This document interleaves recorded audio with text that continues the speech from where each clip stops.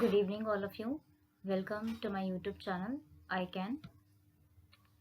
We were covering the series of vocabulary in which we have completed our 7 series of vocabulary. This is the 8th one. So let's start as usual. The first word is hinder. Hinder means रोकना, यानी कि किसी चीज में रुकावट डालना या बाधा डालना.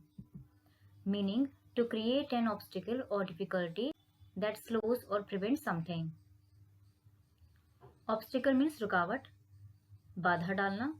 किसी भी डिफिकल्ट सिचुएशन को या तो आप स्लो करना चाह रहे हो या फिर वहां पर उसको रोकना चाह रहे हो. तो किसी भी सिचुएशन में बीच में कोई ऑब्स्टिकल क्रिएट हो जाना, कोई रुकावट आने लगना, तो उसका सेंस होता है hinder. Look at this picture. This picture is showing a view of a match where the rain scene is available. So what the picture is indicating? The rain hindered the match to begin on time. यानी कि बारिश ने match को समय पर शुरू होने से रोक दिया, यानी कि बारिश ने मैच में बाधा डाल दी. बारिश की वजह से मैच रुक गया. सिनोनिम ब्लॉक, ब्लॉक कर देना, हिंडर कर देना. Antonym is facilitate. फैसिलिटेट का मतलब होता है किसी चीज के लिए प्रोसीड कर देना. मीन्स उसमें कोई भी रुकावट नहीं आएगी, कोई भी उसमें ब्लॉकेज नहीं होगा, वो आराम से इजीली उस काम को फैसिलिटेट किया जाएगा, मूव ऑन किया जाएगा. कैंडर. कैंडर का मतलब होता है स्पष्टवादिता, यानी कि जो स्पष्ट बात करता हो, जिसका नेचर ऐसा हो कि वो स्पष्टवादी हो, उसकी बातों से ऐसा लगे कि वो बिल्कुल स्ट्रेट फॉरवर्ड है, फ्रैंक है. The quality of being open, honest and direct in expression और कम्युनिकेशन. मीन्स बातचीत के दौरान किसी व्यक्ति के अंदर खुले विचारों जैसा रहना, ईमानदार रहना और सीधे सीधे बात को कह देने की क्वालिटी हो. Everyone is aware about this picture, this personality, great personality, Shri Atal Bihari Vajpayee ji. Example, because of his candor, Atal Bihari Vajpayee was a true leader. यानी अपनी स्पष्टवादिता की वजह से अटल बिहारी वाजपेयी जी एक सच्चे नेता कहे जाते हैं. Synonym sincerity and antonym is dishonesty. Dishonest person जो होगा उसके मन में कभी भी फ्रेंकनेस नहीं रहेगी, वो अपने कम्युनिकेशन में कभी भी क्लियर नहीं होगा और एक्सप्रेशन भी कैसे रहेंगे, मिस्टीरियस रहेंगे, क्योंकि वो बात को छुपा रहा होगा, उसमें कोई क्लियर कम्युनिकेशन आएगा ही नहीं.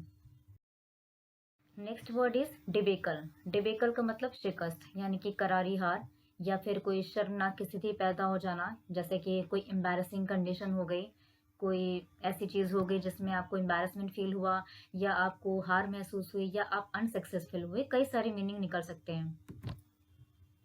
अ कंप्लीट फेलियर और a situation that has gone terribly wrong in an embarrassing way.